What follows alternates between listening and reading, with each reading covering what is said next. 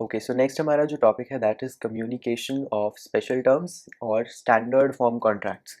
देखो, यूजुअली हम कोई एग्रीमेंट करते हैं, उसमें बायर और सेलर दोनों के पास एक फ्रीडम ऑफ कॉन्ट्रैक्ट रहता है कि वो दोनों बार्गेनिंग कर सकते हैं और एक पर्टिकुलर उस कॉन्ट्रैक्ट को बना सकते हैं। बट कई टाइप ऑफ कॉन्ट्रैक्ट्स में ऐसा नहीं होता। यूजुअली उनमें जो बायर है वो अनफेवरेबल पोजीशन पे होता है।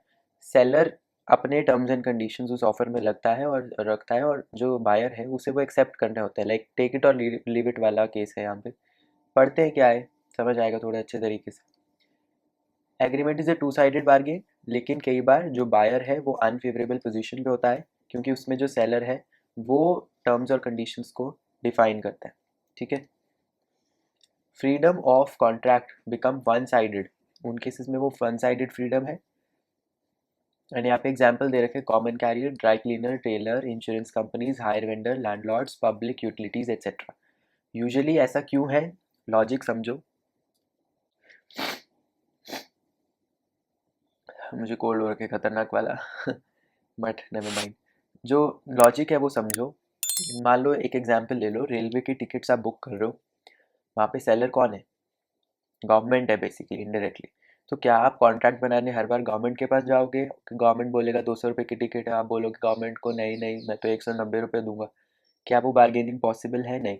ऐसा इसलिए है क्योंकि अगेन गवर्नमेंट हर एक के साथ कॉन्ट्रैक्ट नहीं बना सकती है ना, इतने separate printed form of agreements नहीं बनाएगी कि हर बार वो कॉन्ट्रैक्ट वैसा बनेगा तो हर एक के साथ अलग एग्रीमेंट बने और हर एक के साथ अलग कॉन्ट्रैक्ट बने, ऐसा पॉसिबल नहीं है। तो difficulty of drawing up a separate agreement with every individual have brought into existence printed form of agreements called standard form of agreements। मतलब उन केसेस में ऐसा हो गया है कि एक प्रिंटेड फॉर्म ऑफ एग्रीमेंट बना बनाया है कि सब पे वो अप्लाई होगा, एंड उनको स्टैंडर्ड फॉर्म कॉन्ट्रैक्ट्स बोलते हैं। ऐसे कॉन्ट्रैक्ट्स के एग्जांपल्स क्या हैं? देखो, life insurance policy, railway and bus tickets, dry cleaners receipt, charter party and bill of lading etcetera. याद रख लेना, customer is not given any opportunity to negotiate the terms. Obvious सी बात है, कस्टमर कोई नेगोशिएशन वहाँ नहीं कर सकता है। इट इज़ टेक इट और लीव इट डिसीजन। ठीक है। And even if he goes to another service provider he will face similar standard for contracts. ठीक है। आप कोई भी वालो बस की टिकट एक की ले रहे हो चाहे किसी और बस की लो, हर एक में स्टैंडर्ड फॉर्म कॉन्ट्रैक्ट्स होते हैं।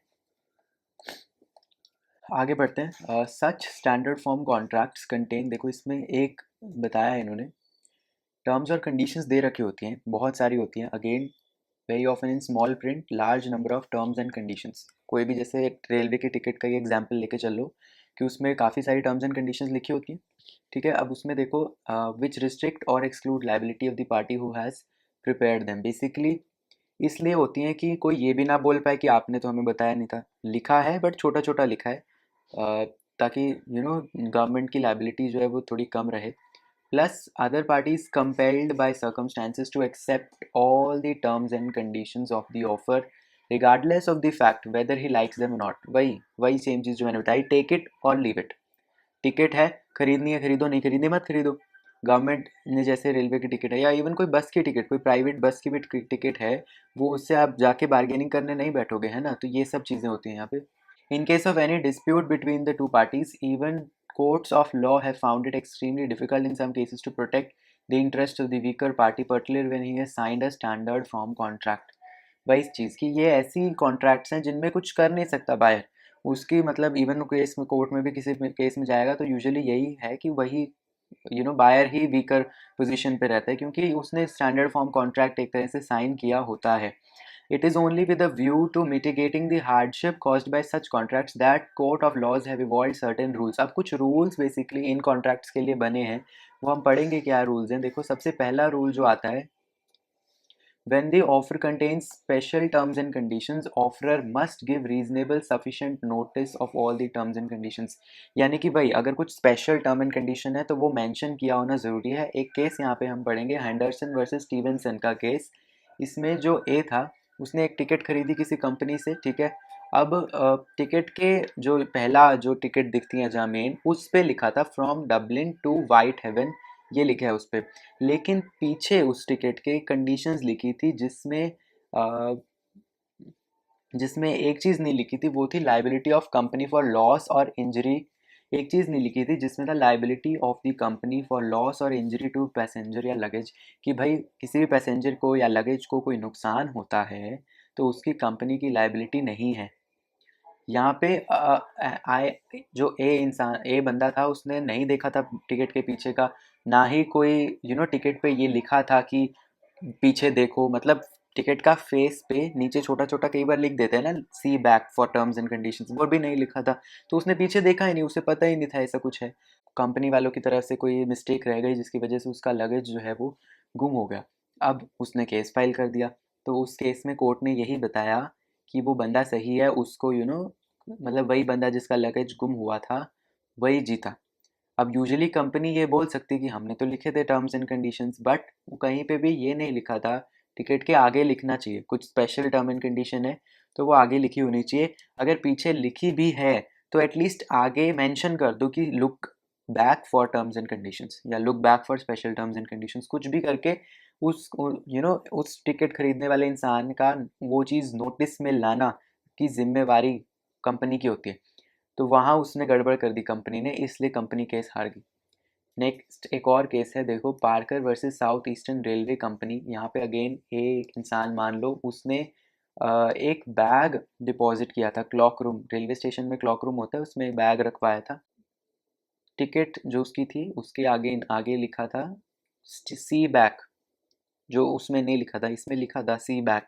तो उसमें काफ़ी सारी कंडीशंस लिखी थी। एक कंडीशंस ये थी कि कंपनी की लाइबिलिटी, उसमें लिखा था कंपनी की जो लाइबिलिटी होगी किसी भी लॉस के केस में, कंपनी की लाइबिलिटी सिर्फ 10 यूरोज तक रहेगी unless extra charge was paid, कि या तो अभी आप एक्स्ट्रा चार्ज दे दो तो फिर आपको लाइबिलिटी ज़्यादा मिल जाएगी, कंपनी की लाइबिलिटी ज़्यादा होगी, अदरवाइज कंपनी की लाइबिलिटी सिर्फ 10 यूरोज तक की ही है।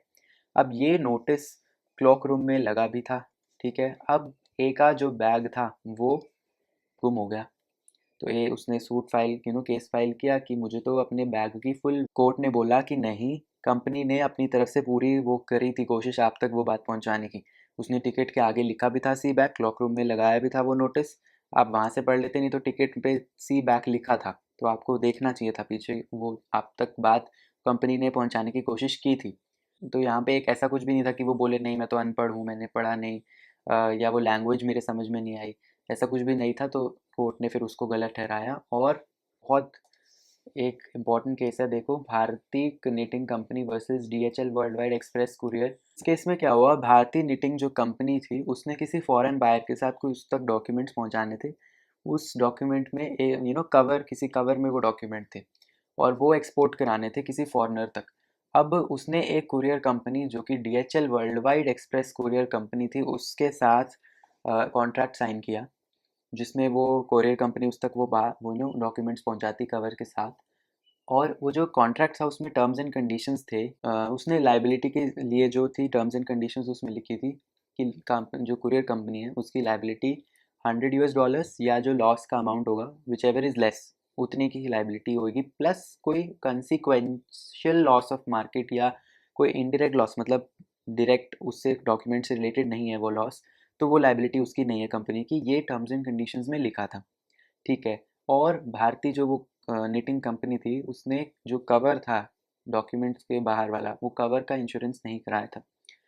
अब यहाँ पे देखो, जो cover containing the document did not reach the destination, वो कवर जहाँ पहुँचना था वो नहीं पहुँचा।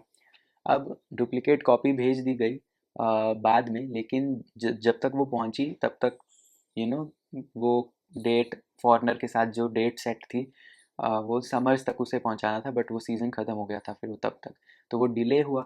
अब डिले के चक्कर में जो वो फॉरनर था उसने सिर्फ 35,000 DM भेजा अगेंस्ट द वैल्यू ऑफ 56,469।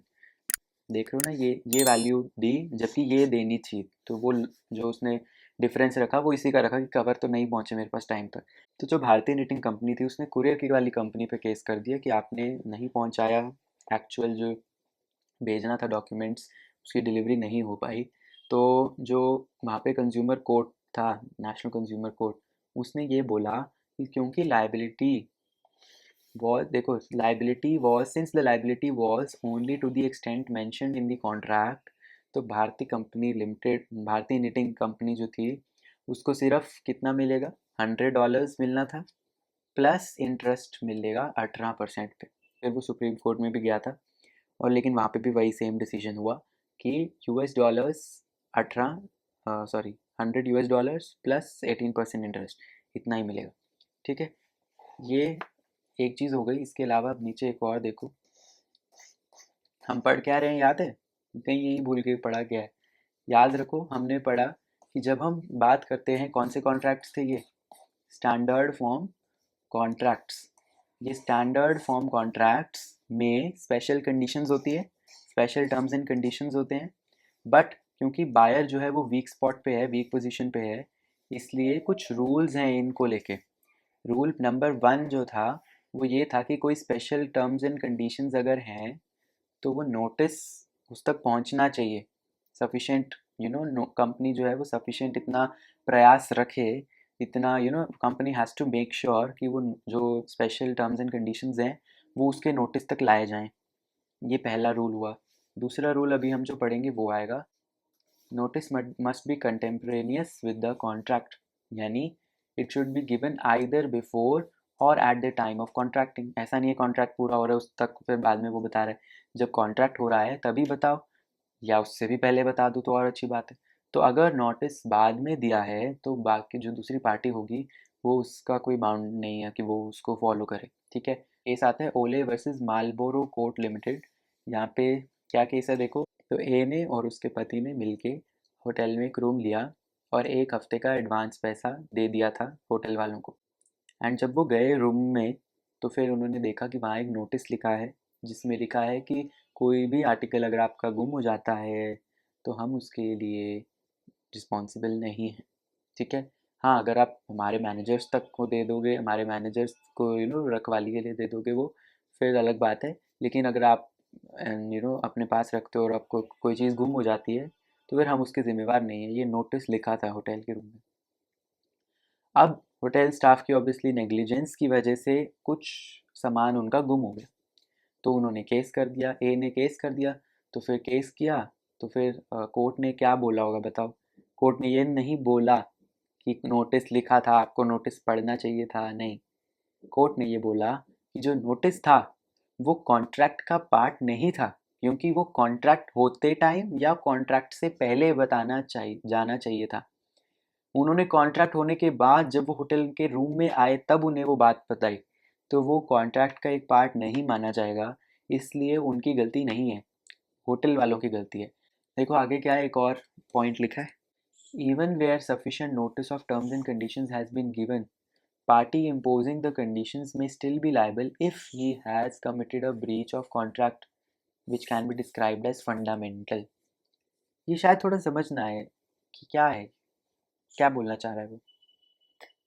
देखो ये बोल रहा है कि ठीक है, पहला पॉइंट यही था ना कि वो नोटिस उस तक पहुंचना चाहिए टर्म्स एंड कंडीशंस का।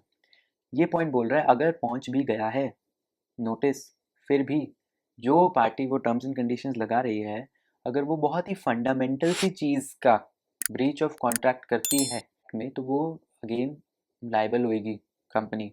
देखो हर कॉन्ट्रैक्ट में जैसे इन्होंने बता भी रखा है, फंडामेंटल बोलते हैं जिसको, कोर चीज़ें, बेसिक बहुत चीज़ें होती हैं जो कि उन्हें करनी होती हैं बेसिकली। अगर वो एक पार्टी वो नहीं फंडामेंटल चीज़ें कर रही है तो वो ऑब्वियसली लाइबल है, वेदर और नॉट इरिस्पेक्टिव ऑफ फैक्ट कि उसके रिगार्डिंग कोई उन्होंने क्लॉज लिखा है टर्म्स एंड कंडीशंस में या नहीं। नेक्स्ट जो है देखो, unreasonable terms are in excluded from contracts. इसका क्या मतलब है?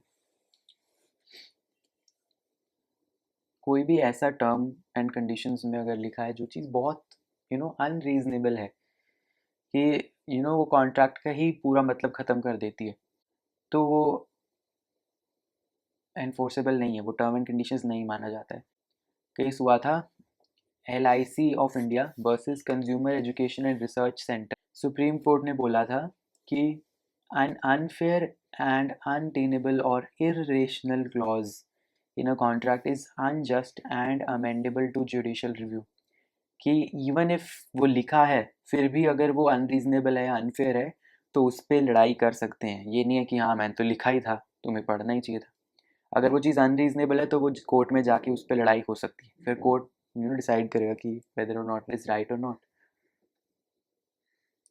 यहाँ पे एक केस आता है लिली वाइट वर्सेस मानुस्वामी। यहाँ पे केस क्या था, लॉन्ड्री जो सर्विस वाले होते हैं उसमें एक कंडीशन उन्होंने लिख रखी थी कि कस्टमर सिर्फ 15% का ही क्लेम कर पाएगा।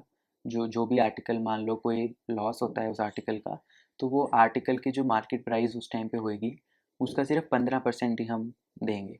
एक बंदा था जिसने वो कपड़े धोने के लिए दिए थे और उसकी एक नई साड़ी जो है वो गुम हो गई। तो वहाँ क्लॉज जो था वो था 15% का, लेकिन कोर्ट ने क्या बोला देखो, कि जो क्लॉज उन्होंने लिख रखा है ना 15% वाला, वो वॉइड है, क्योंकि वो पब्लिक पॉलिसी के ही अगेंस्ट है। ये क्या बात है भाई, पूरा नया कपड़ा आप सिर्फ 15% क्यों दोगे, आपकी गलती है, आपसे वो पूरा कपड़ा गुम हुआ है ना। फिर वहाँ पे कोर्ट ने वो बोला कि वो पब्लिक के इंटरेस्ट में नहीं है, वो पब्लिक पॉलिसी के ही अगेंस्ट जा रही है। तो यहाँ पे जो है वो क्लोज को माना नहीं गया, इवन दो वो एक कोई बोलेगा ना कि यार पहले से लिखा है 15% तो 15 ही है, नहीं, वो अनरीजनेबल है, तो वो नहीं माना जाएगा। तो आगे देखो, नेक्स्ट एक और केस है, in Delhi Transport Corporation Limited versus DTC Mazdoor Congress. इसमें क्या हुआ कि एक क्लॉज लिखा था, गवर्नमेंट या सेमी गवर्नमेंट कोई भी अगर परमानेंट एम्प्लॉय है, उसका अगर हम टर्मिनेशन कर रहे हैं सर्विस का, इसलिए सिर्फ 1 महीने का नोटिस दिया जाएगा, या पे इन लीव ऑफ नोटिस की अगर नोटिस भी नहीं दे रहे तो बस कुछ पेमेंट कर देंगे बिना किसी इंक्वायरी के, जांच पड़ताल के, बस 1 महीने का नोटिस। तो ये इनलीगल वहाँ पे माना गया था, क्योंकि ये कोई क्लॉज रीजनेबल नहीं है कि आप एक परमानेंट एम्प्लॉय, वो भी गवर्नमेंट या सेमी गवर्नमेंट उसका अंडरटेकिंग का, आप ऐसे 1 महीने के उस पर नहीं निकाल सकते। तो ये आपका जो है अगला केस था। ठीक है, तो ये कुछ रूल्स हमने पढ़े और साथ में उसके केसेस भी पढ़े। फिलहाल के लिए इतना ही, चलिए मिलते हैं।